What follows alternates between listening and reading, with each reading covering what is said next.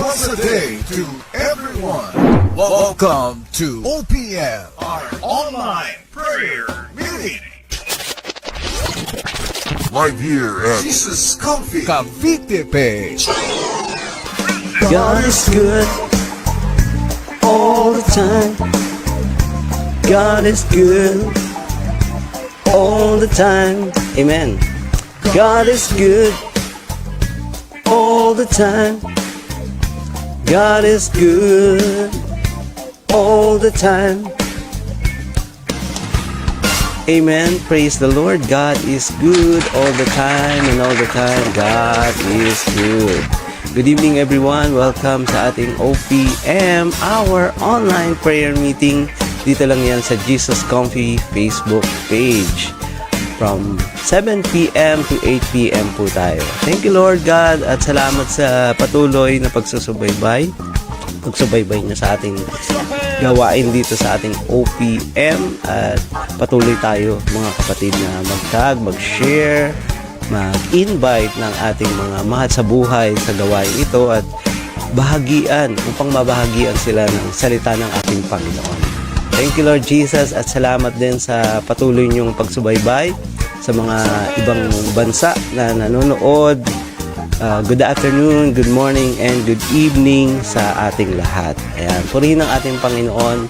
Salamat sa gabing ito at patuloy tayo na magpalakasan. Patuloy tayo na magsaliksik ng salita ng ating Panginoon. At dito natin mauunawaan ang tunay na kapayapaan. Praise God! Hallelujah! Yes! Thank you, Jesus. At ayan, bago po ang lahat, tayo muna ay manalangin. At hingi tayo ng gabay sa ating makapangyarihang Diyos. Amen.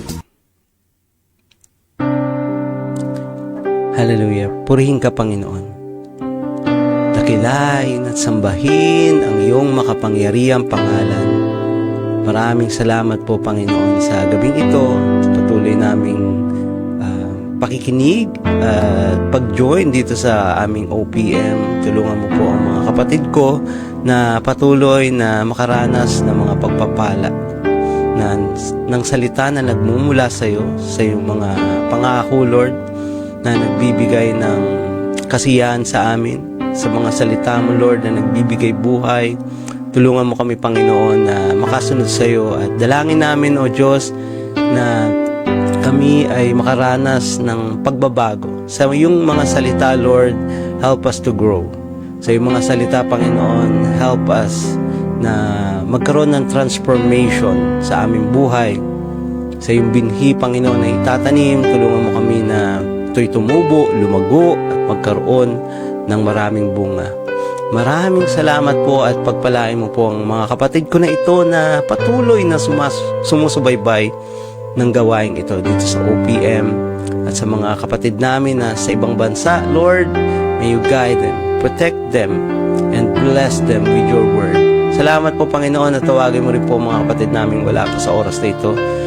May you remind them that this activity, the work from you, Lord God, ito ay magbibigay sa amin ng kalakasan. We thank you, Father God, and all these things we ask and pray in your mighty name. In Jesus' name, Amen. Thank you, Lord. Hallelujah. Purihin ang ating Panginoon. Patuloy tayo sa gawain ito at tayo ay mamaya aawit. Ang ating aawitin is Habang Buhay. Napakabuti ng Panginoon sapagkat habang buhay, may pangako ang Panginoon sa atin. Magandang buhay, syempre. Amen ba yun? Type mo dyan, Amen, kung nag-agree ka. At sa mga tinuturo ng ating Panginoon, dapat lang tayo ay sumunod sa Kanya. At sa lahat ng mga Kanyang pangaral at pagtuturo, dapat natin maintindihan na ang Kanyang pagtuturo ay ito ang nagtutuwid ng mga baluktot nating gawa. Kaya, salamat sa Panginoon.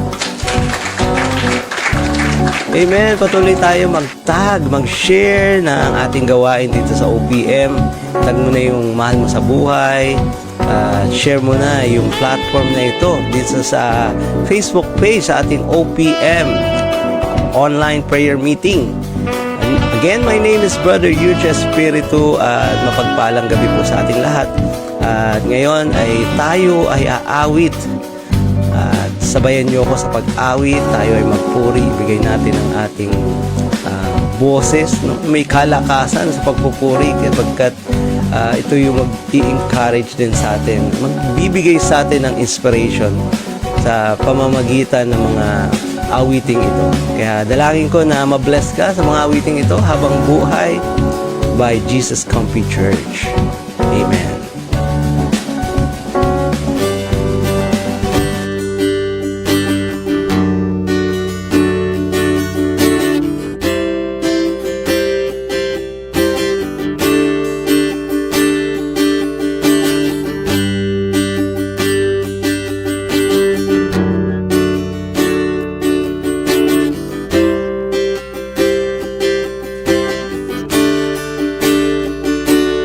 Habang buhay, pupurihin ka, itataas ang iyong pangalan.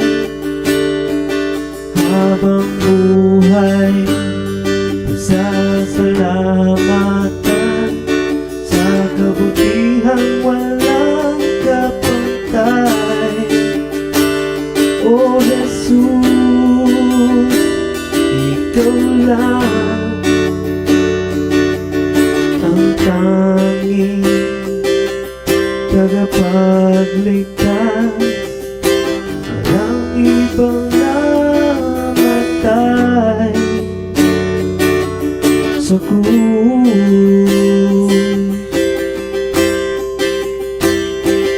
Habang buhay, pupurihin ka, tataas ang iyong pangalan. Habang buhay, pasasalamatan sa kabutihang walang kapantay. O Jesus, ikaw lang ang tanging tagapagligtas, walang ibang namatay sa krus.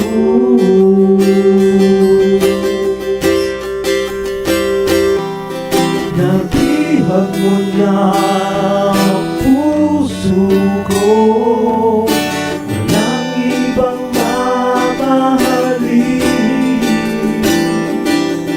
kundi ikaw na lang bigay ng buhay, pag-asa at kalakasan.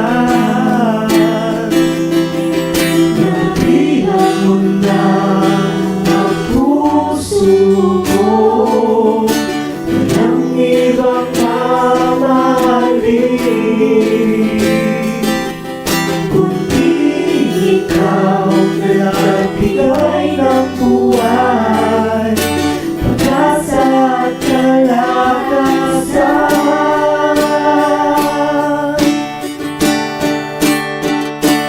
Habang buhay, pupurihin ka, tataas ang iyong pangalan. Habang buhay, pasasalamatan sa kabutihang walang kapantay. O Jesus,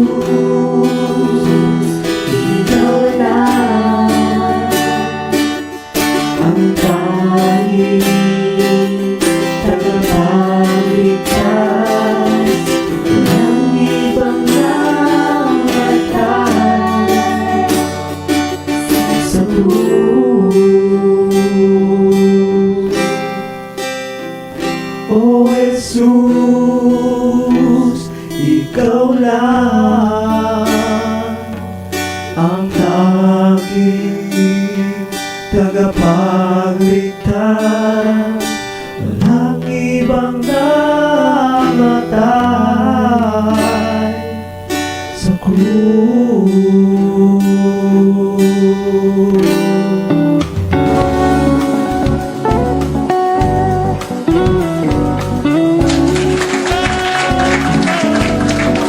Lord Habang Buhay by Jesus Comfy Church at marami pang mga inspiring or makakapagbigay sa atin ng encouragement, mga awitin, no?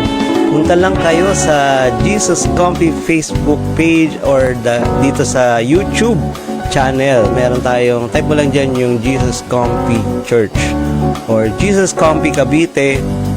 Dito makikita nyo lahat ng mga selections ng ating worship songs, praise songs, nandito lahat yan.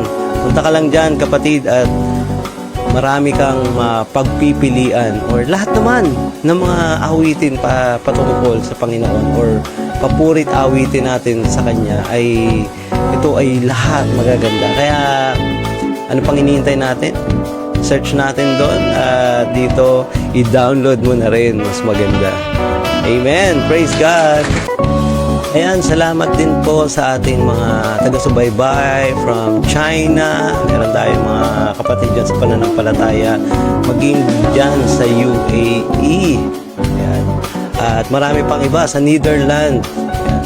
Kaya patuloy tayo na magbahagi ng salita ng Panginoon. At kailangan nating ibahagi sa kahit na ibang bansa pa or nasa ibang bansa ka man. Bahagi mo yan sa mga kakilala mo dyan.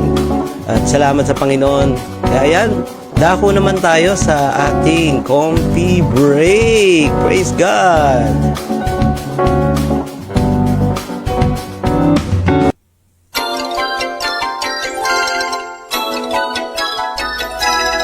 Dagdag kalaman, matutuklasan dito sa Comfy Break. That's a good idea! Presented by OOPM Online Prayer Meeting.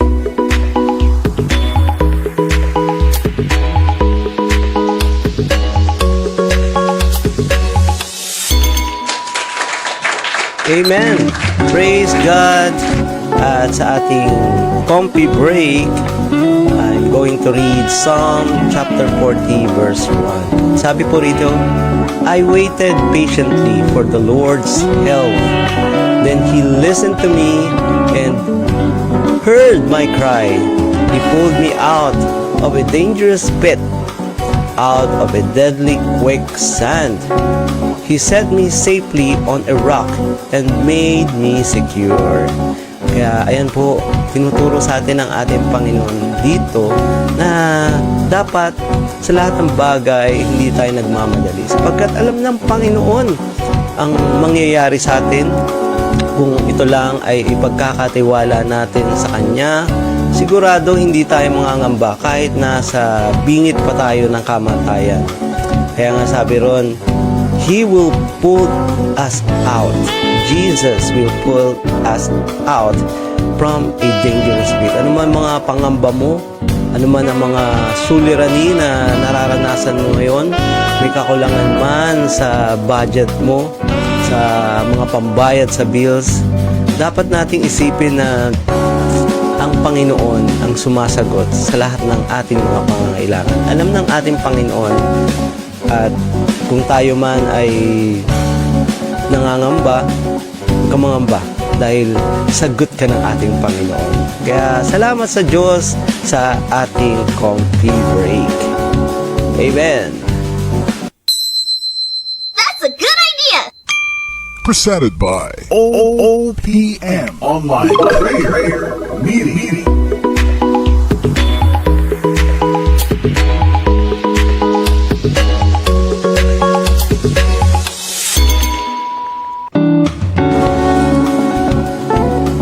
Glory to God. Mapagpalang gabi po sa ating lahat. At kung kapapasok mo pa lang, salamat sa Panginoon at patuloy tayo dito sa ating gawain. Tapos na po tayo sa ating coffee break, sa ating pagpupuri sa Panginoon. At malapit na tayo sa Word of God. At kung ready ka, ihanda mo na ang iyong Bible. Ihanda mo na rin ang iyong pangsulat dyan. Kaya dito, sama-sama tayo mag-aral, sama-sama nating tuklasin ang mga pangako na nakahanda para sa atin sa salita ng ating Panginoon. Amen ba yun? Glory to God. Type mo dyan, Amen, kung naniniwala ka o nananampalataya ka sa mga salita ng ating Panginoon. Kaya buksan mo na yan sa Colossus or Colossians chapter 3 verse 12. Yes, at salamat din sa ating mga kapatid sa pananampalataya, maging sa mga nakikinig at nagpapatuloy sa pakikinig, mga nagbibigay at nagbabahagi ng kanilang pledges at sumusunod sa salita ng Panginoon sa pamamagitan ng pagta-tithes, at ganoon din sa mga offerings, love offerings at marami pang iba. Kaya salamat sa inyo kapatid, dalangin ko ang lubusang at puspos na pagpapala ng ating Panginoon para sa inyong buhay. Huwag kayong mangamba kung kayo ay nakakaranas ng mga kakulangan. Alam nyo, ang Diyos lang ang magpupuno dyan. Amen! Praise the Lord! Si Lord lang at wala nang iba. Yes, yes. At ini-invite ko rin kayo sa ating mga gawain sa mga small groups natin. At syempre, ini-invite ko rin kayo sa ating gawain dito sa GIG Mall, sa ating Sunday service at around 11:30 a.m. At dalangin ko na makasama ka namin sa gawain ito sa tuwing linggo, sa ating pagpupuri at pagpapasalamat sa buong linggo na ginawa sa atin ng ating Panginoon. Kaya salamat sa Diyos at gusto ka namin makasama kapatid. Yes, hallelujah. Yan, patuloy tayo sa salita ng Panginoon. Let us read yung AB tag, Tagalog version sa Colossus chapter 3 verse 12. Amen.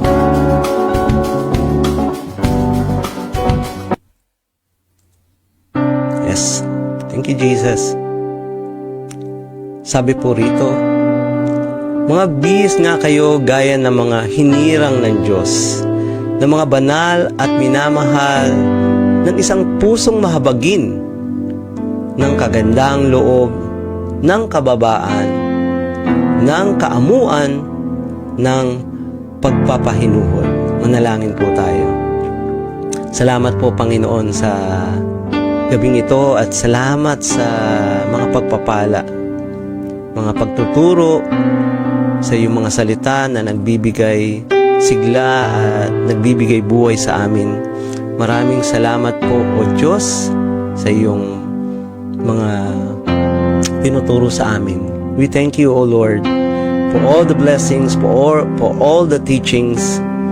Kami ay mananangan sa iyong salita. Kami ay mananangan sa iyong karunungan.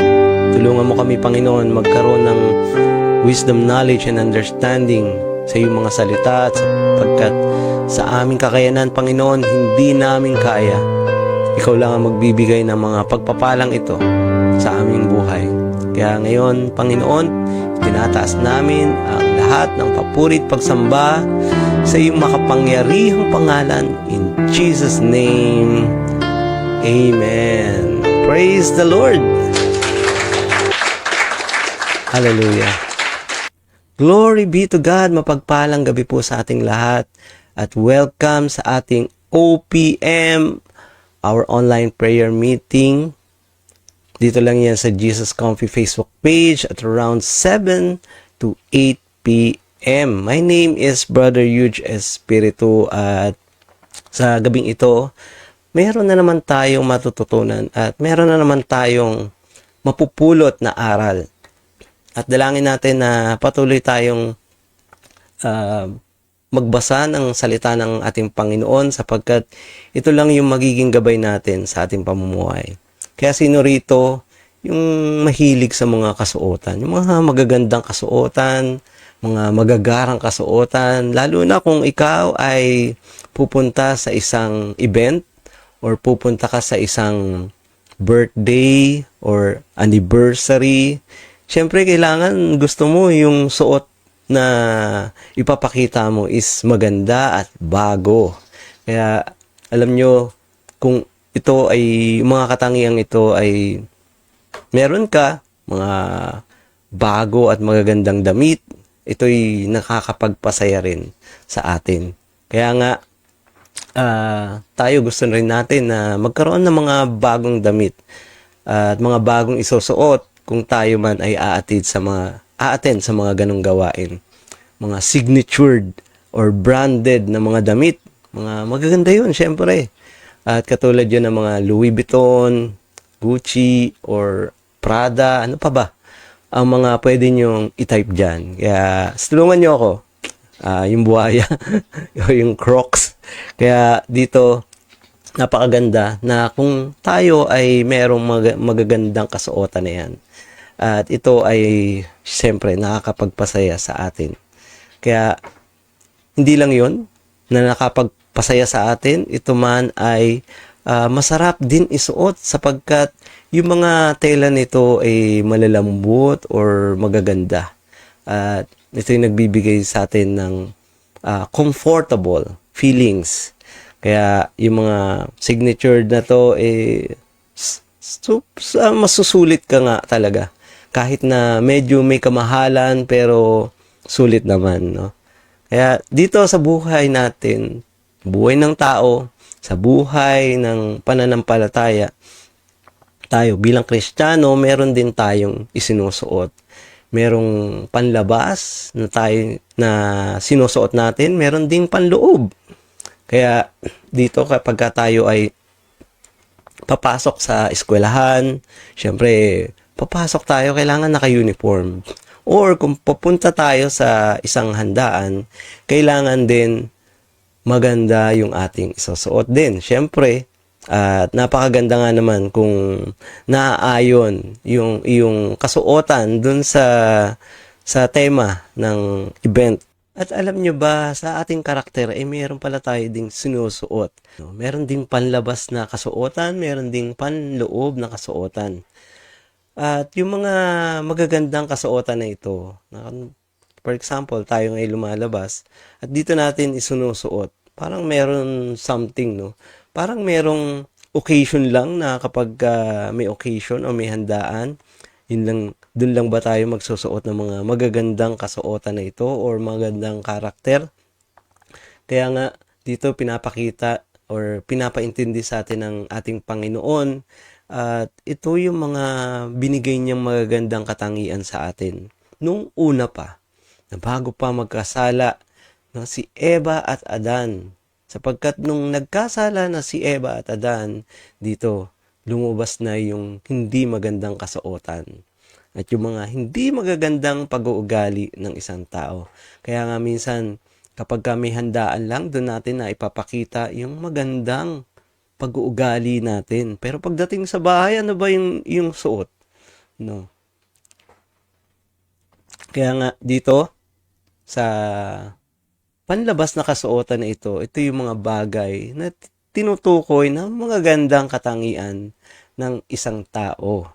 Kaya nga, dapat kapag tayo ay nasa loob ng bahay, magaganda rin yung ating kasuotan. Although, syempre, may mga kasuotan na pambahay lang talaga. Pero, in terms of characteristic, in terms dun sa sinasabi nating pag-uugali ng isang tao, kailangan dala pa rin natin yung mga gandang kasuotan na yun.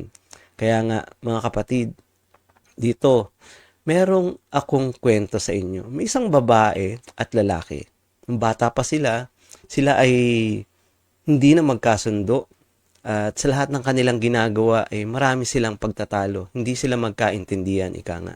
Kaya nga, dumating yung point na may pinapabili yung lalaking na isang laruan. At yung babae naman niyang kapatid, gusto rin magpabili. Kaya kung hindi nasunod ang bawat isa sa kanila, dito nagtatalo at nag-aaway itong magkapatid na to. Hanggang sa paglaki nila, hanggang sa sila ay naging high school, naging college, at dumating na yung time na sila ay nagkatrabaho na or napunta sila sa isang gobyerno at dun sila nanungkulan. Hanggang doon ay hindi pa rin sila nakakapagbigay ng magandang pakikitungo sa bawat isa. Kaya nga dito, tinuturo at pinapakita sa atin na hanggang paglaki natin, dadalhin natin itong mapapangit na kasuotan na ito. At alam mo, nangyari, nung naluklok na ang isa sa pagiging isang gobernador, dito nagtatalo sila, Yung isa, nagbabangayan at dito naglalaban sila. At dito nga dumarating yung point na sila ay nagpapatayan, nagsisiraan, kaya nga lumalabas na sila ay walang pagkakaintindihan at yung kasuotan nila ay hindi maganda. Ang kanilang mga karakter ay hindi maganda. Kaya pagdating sa eleksyon, sa darating na eleksyon, piliin natin yung may magandang kasuotan, magandang karakter, yung may takot sa Diyos. Napaka-importante nun na ang isang politiko ay merong takot sa Diyos at naniniwala sa salita ng Diyos dun sa Bible. Kaya nga, tayo bilang Kristiyano, alam natin na ang mga hindi magagandang kasuotan na ito, dapat natin itinatapon na. At syempre, sabi rito sa Colossus chapter 3 verse 12, mga bis nga kayo, gaya ng mga hinirang ng Diyos. At ang tanong dito, tayo ba ay hinirang ng Diyos? Yes, tayo lahat. Tayong lahat ay hinirang ng Diyos upang tayo ay maging banal at maging kaaya-aya sa kanyang paningin. Kaya nga, sinabi rito ni Apostle Paul, maging banal tayo. At tayo mga minamahal ng ating Panginoon, gusto ng Panginoon na hindi magdugisan, hindi marumihan ang ating mga karakter or ating mga pag-uugali. Gusto ng Diyos na maging kawangis tayo ng Diyos. Talagang kawangis tayo ng Diyos, pero ang iba sa atin talagang ayaw maging kawangis ng Diyos. At yun yung gusto ng ating Panginoon, na tayo'y maging katulad niya. Kaya nga, gusto ng Panginoon na tayo ay maging banal sa kanyang harapan. Ayaw niyang madungisan o marumihan ang ating puso't isipan. Alam niyo yung salitang banal sa Griego ay hagios.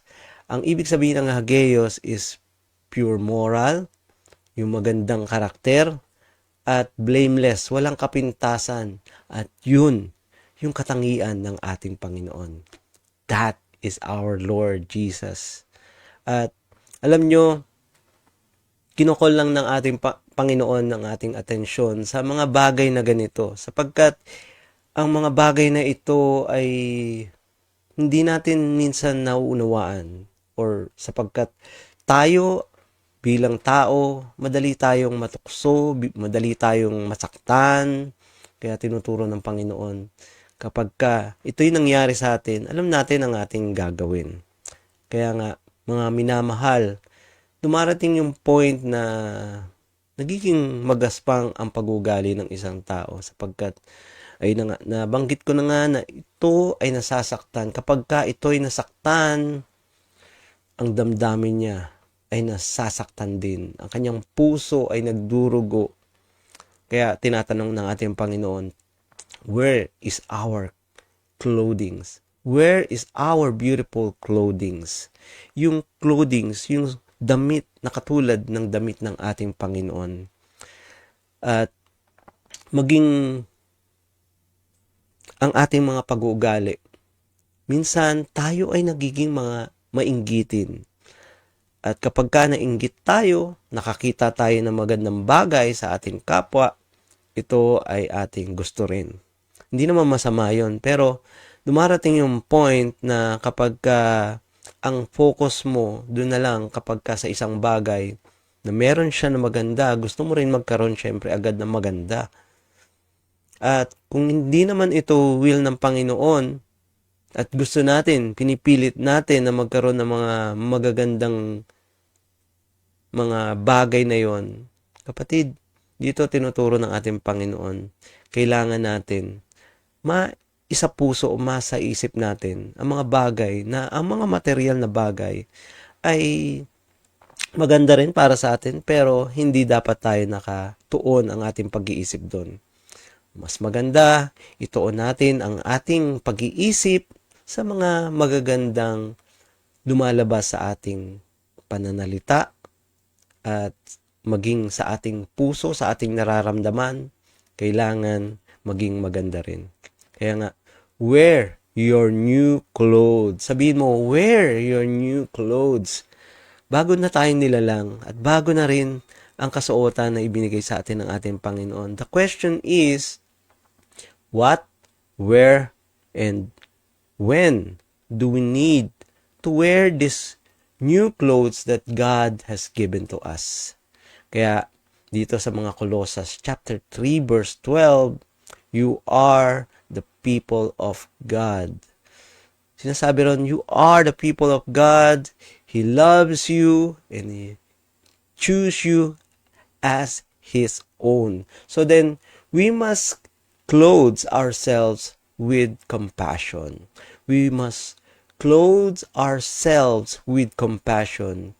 Yung tinuturo sa atin ng ating Panginoon, maging pasensyoso tayo sa pakikitungo sa lahat ng bagay, sa lahat ng tao. Maging tayo man ay nakikisalamuha sa mga mahal natin sa buhay, maging tayo man ay nakikisalamuha sa ating mga katrabaho, kaibigan, at sinasabi rito, wear the new clothes that God has given to you. At nakipag-isa na tayo kay Kristo, kaya nga sinasabi ron, bago na tayong nilalang. We are a new creations. Wala na yung dati nating pagkatao.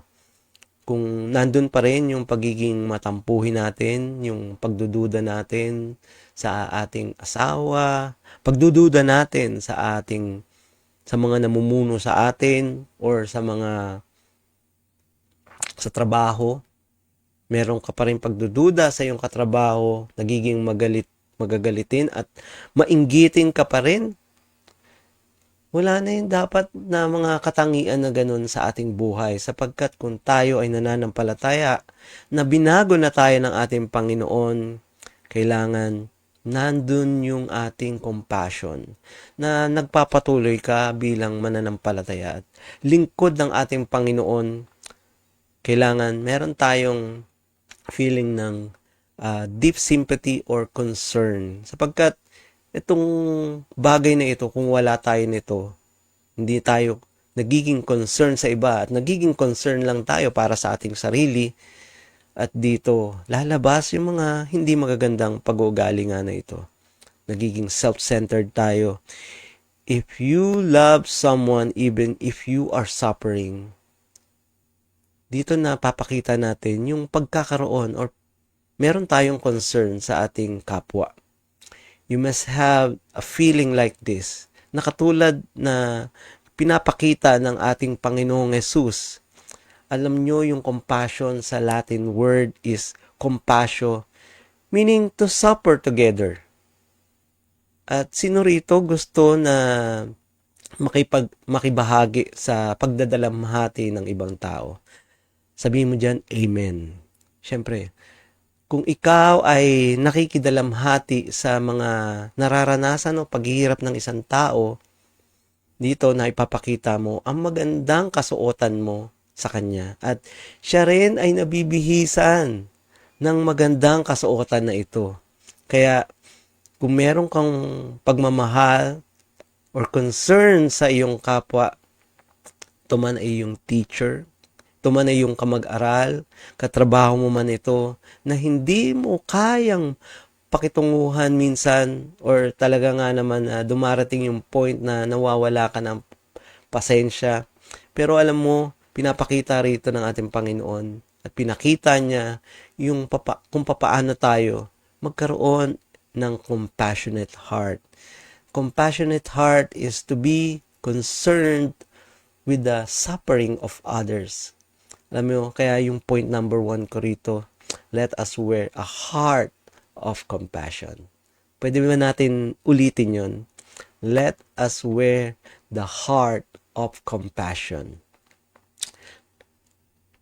Natanong mo na ba sa sarili mo or natanong mo na ba sa katabi mo, sa kaibigan mo, na compassionate ba ako? Compassionate ba ako sa'yo? Pwede mo ngang tanong yan sa iyong katabi ngayon.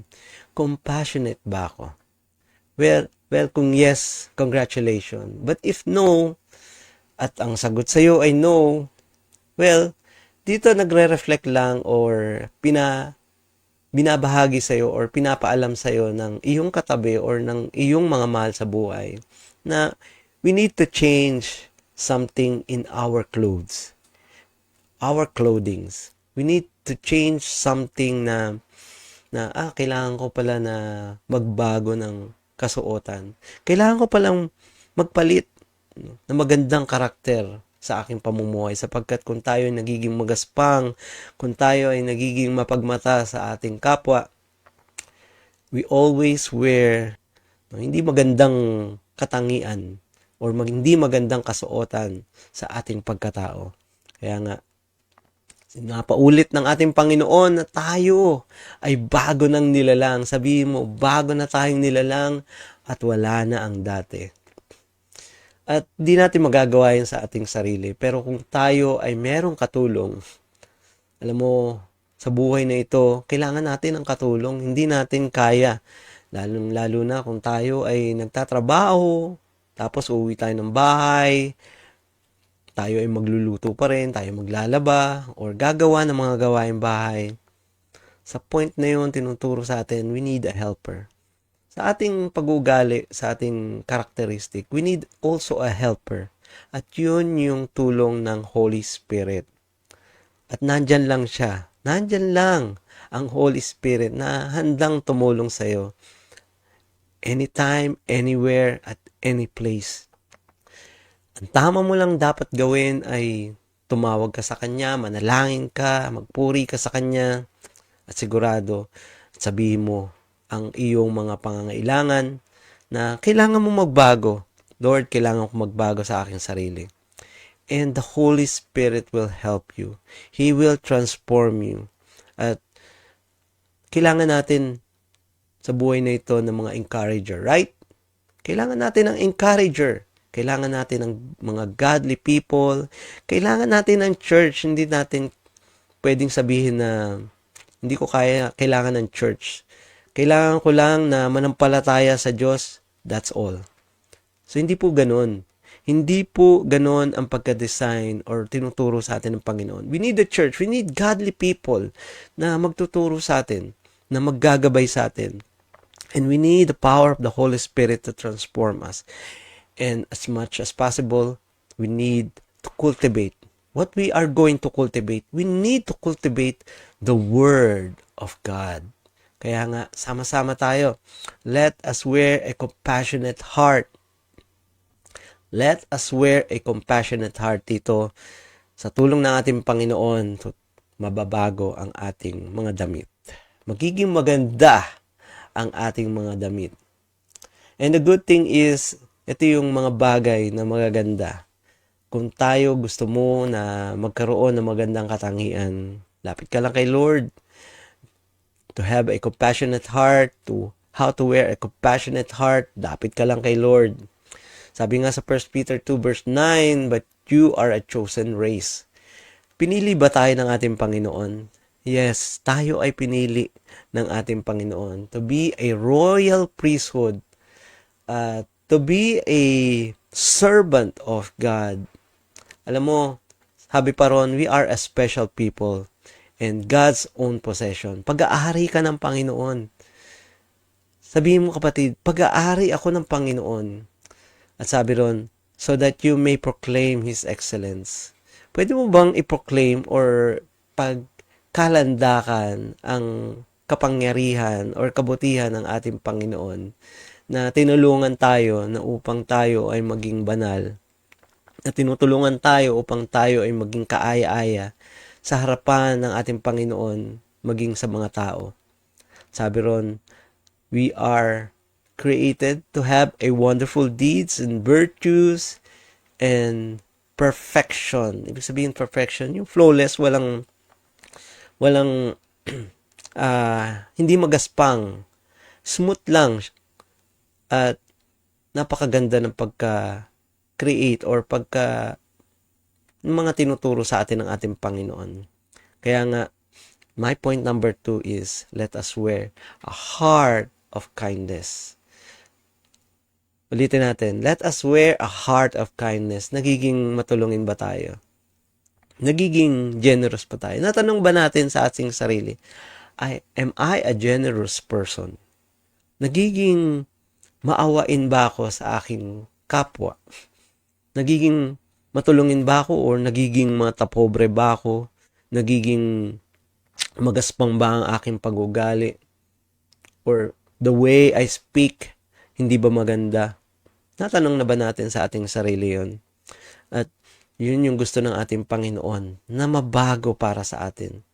Gusto ng Panginoon that we have as well as a compassionate heart. We need to have a kindness in ourselves. Na kapag like for example, may nakita kang matanda na bit, ang daming groceries, hindi niya na kaya.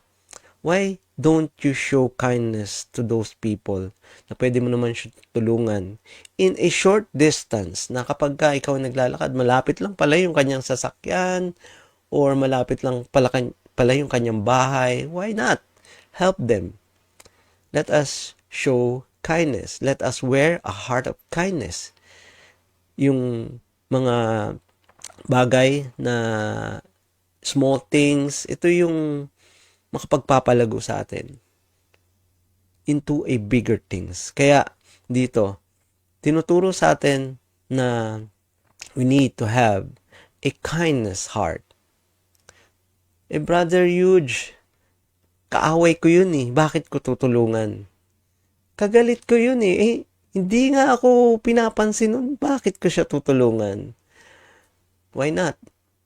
Kung kaaway mo siya, kagalit mo siya, why not? Baka yun yung time na para kayo ay magkabati, magkaroon ng settlement, or anuman yung mga argument nyo before. Baka that is the time na pwede na kayong magkaroon ng reconciliation, magkaayos kayo muli. Kaya dito, alam nyo yung kagandahang loob ng ating Panginoon. He showed His kindness to many peoples. Kahit na hindi niya kilala, pinagaling niya. Kahit na kaaway niya, tinulungan niya.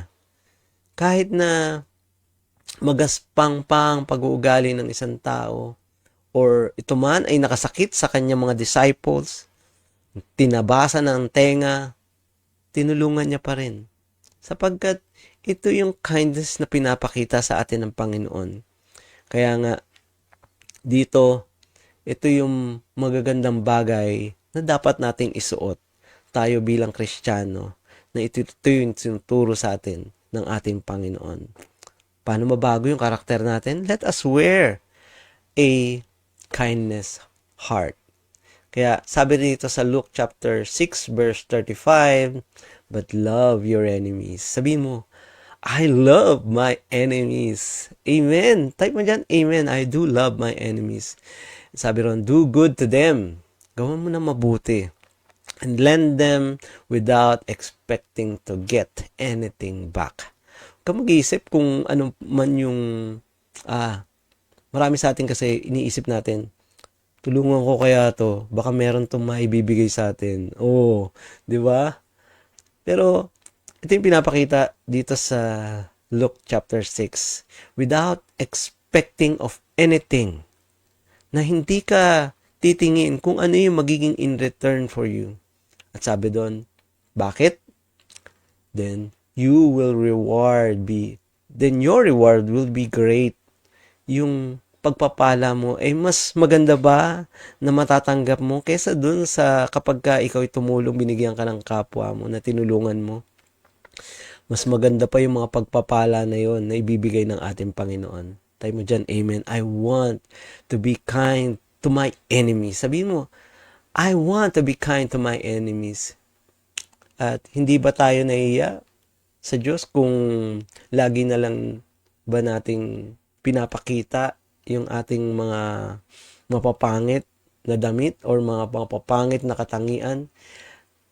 Correct me if I'm wrong, ang tinutukoy ko sa mga pangit na damit is hindi magagandang karakteristik. That is yung mga pangit na kasuotan na aking tinutukoy. Pero dito tinutukoy sa atin yung mga pangit nating mga pag-uugali. Hindi magagandang pag-uugali. Sorry for the word pangit, pero yun yung mga hindi magaganda. Pero dito, bakit nating hindi sila ipag-pray?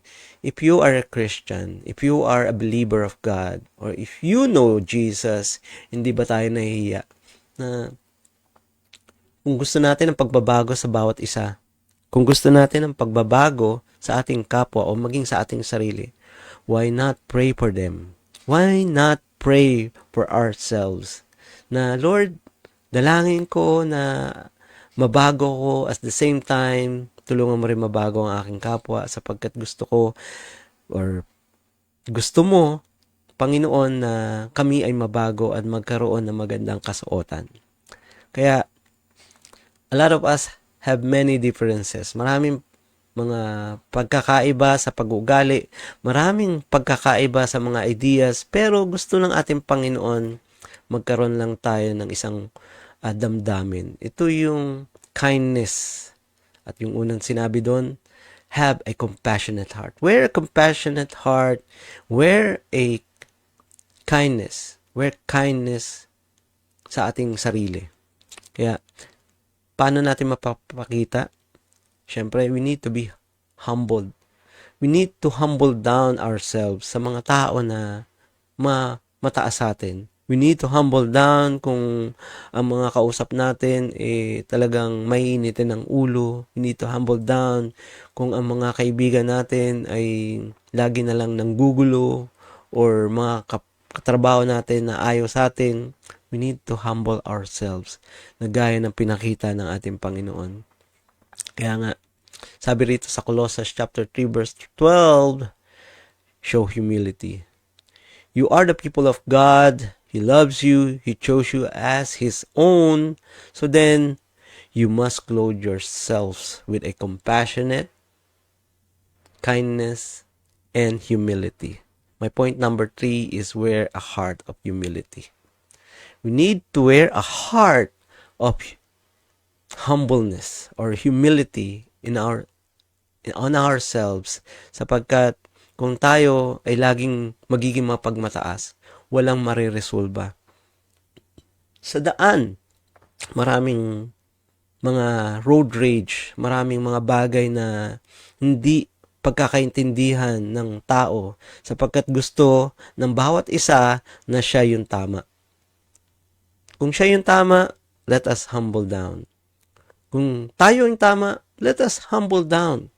At walang mariresolba kung tayo ay laging magmamataas sa bawat isa. Kaya nga, dito lumalabas or dumarating sa point na hindi nagkakaunawaan mga magkakapatid. Hindi nagkakaunawaan ng mga magkakaibigan kasi ayaw nilang magpakumbaba. Gusto nila na ito yung idea ko, ito yung aking nalalaman, tama ito paglalaban ko ito. Pero tinuturo sa atin ng ating Panginoon, let us humble down.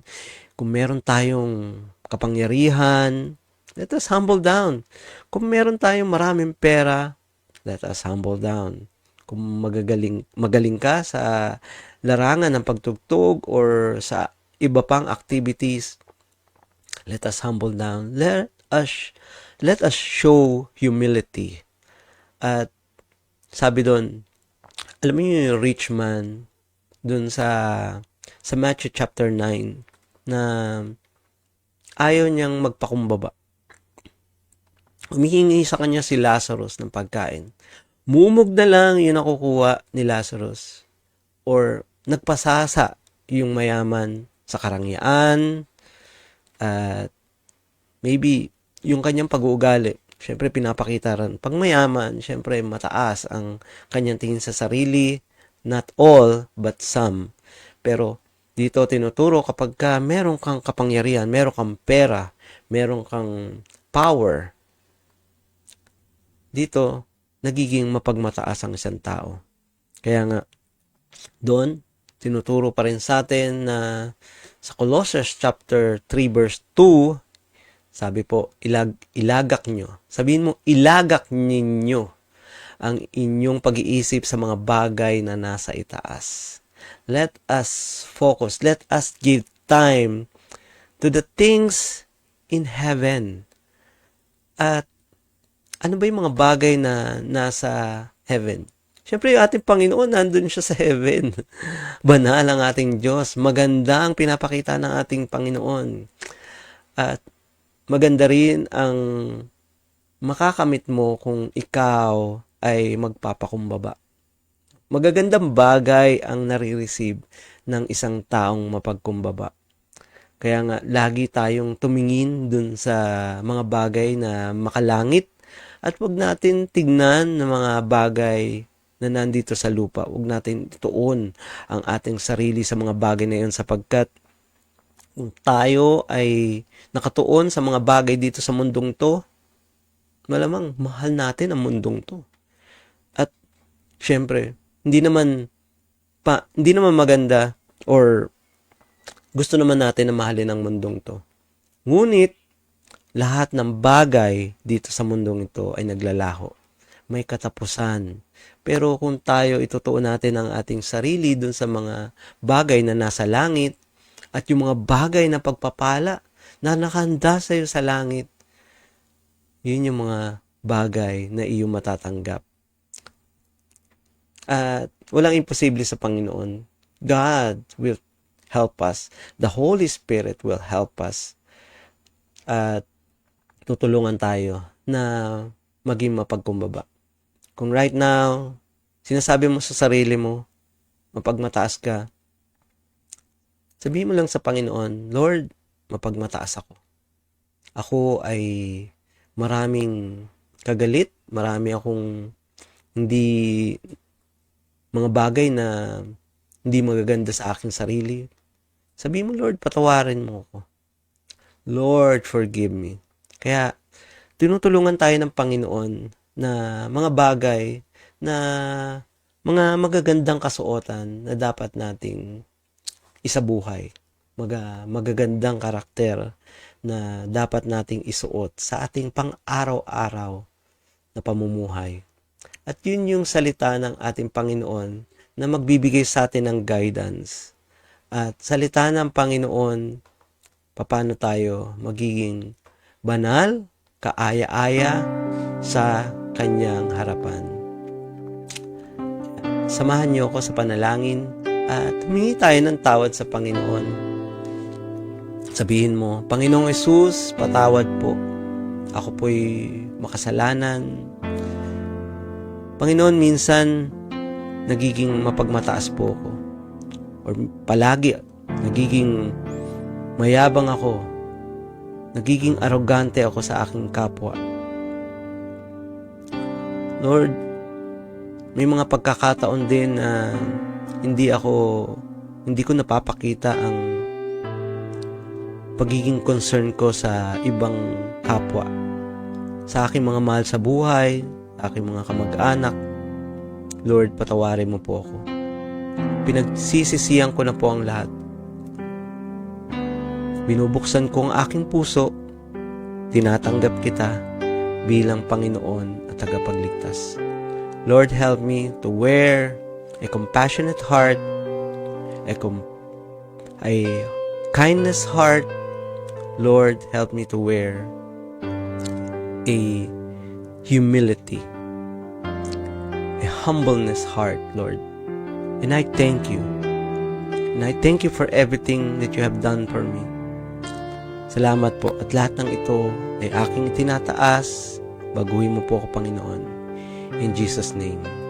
Amen. Sumabay ka ba, kapatid, sa panalangin iyon? Kung sumabay ka, congratulations. Pinatawad ka na ng ating Panginoon. At gusto ng Panginoon na lagi kang makapagsuot na mga magandang kasuotan, magandang katangian sa iyong pag-uugali. At gusto ng Panginoon na tayo ay maging banal. Kaya sama-sama tayo, magtulungan tayo. Lagi tayong makinig ng salita ng ating Panginoon dito sa OPM at gain din na dalangin ko na makasama ka namin sa gawain sa church tuwing Sunday. Tayo ay maglingkod sa ating Panginoon. Huwag kang liliban, kapatid. Huwag tayong liliban sa mga pagdalong iyon tuwing linggo sapagkat ito yung tinuturo sa atin. Sapagkat kung tayo liliban, parang hindi natin ino-honor o binibigyan ng time special time ang ating Panginoon. We need to allot a special and a precious time for God.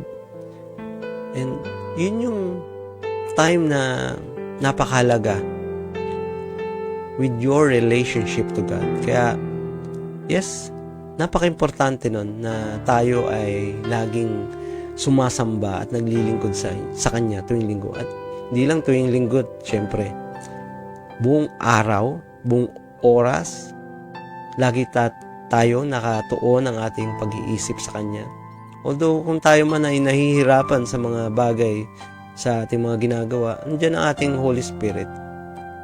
Yung Holy Spirit, yun yung magtuturo sa atin. The Holy Spirit will help us, guide us, protect us, and siya yung magpo-provide ng mga magagandang kasuotan natin. Kaya, salamat sa Panginoon. And one more time, let us pray for one another. Let us pray for our brothers and sisters. Help us, O Lord Jesus. Guide us, protect us, and thank you for this word you have given us. The word you have given us is powerful, Lord.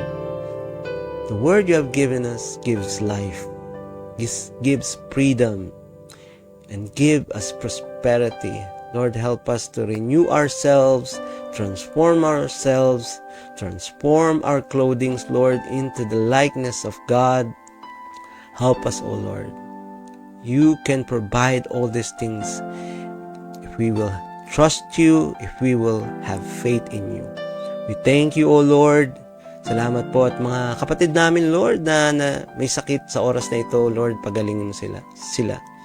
Sa mga kapatid namin na dumaranas ng mahabang sakit, mga karamdaman na kala nila hindi na matatanggal or wala nang lunas, Lord, nasa iyo ang kasagutan sa mga lunas na ito. Ikaw lang, Panginoon, at wala nang iba. Ang mga gamot na ito ay gamitin mo. Ang mga doktor na ito ay gamitin mo upang sila ay gumaling. Upang sila, kapag sila ay nampalataya sa iyo, Lord, sila ay makakaranas ng mga pagbabago sa kanilang buhay. And salamat po, Panginoon, sa gabing ito at salamat din sa mga pagpapala pa na darating. We thank you, Lord. We give you thanks and we give you praise. Amen. Praise the Lord. Yes, salamat sa Panginoon. Congratulations at salamat din kung sumabay ka sa ating pagkanta, pag-awit. Kung sumabay ka, kapatid, naranasan mo ba yung mga pagpapalang iyon na tinuturo sa atin ng ating Panginoon? Kung sumabay ka sa panalangin, kung sumabay ka sa paghingi ng tawad, Lord, pinatawad na tayo ng ating Panginoon. Ang kailangan mo nalang gawin is magpatuloy at manampalataya, manalig sa Kanya. Kaya nga, kung tayo ay sumunod at sa mga gawaing iyon, declare na natin that we are a child of the Most High God. We are blessed. We are full of wisdom, full of power, full of potential. We can do all things. We can overcome. We have a great destiny in Christ. We believe it. We receive it. In Jesus' name, amen. Powers in you, Messiah. That is our Lord Jesus Christ, the King of Kings and the Lord of Lords. Receive this blessing. May the Lord bless you and keep you. May the Lord face shine upon you and be gracious to you. May the Lord show His favor and give you His peace. Mapagpalang gabi po sa ating lahat. At good night to everyone. God bless you all.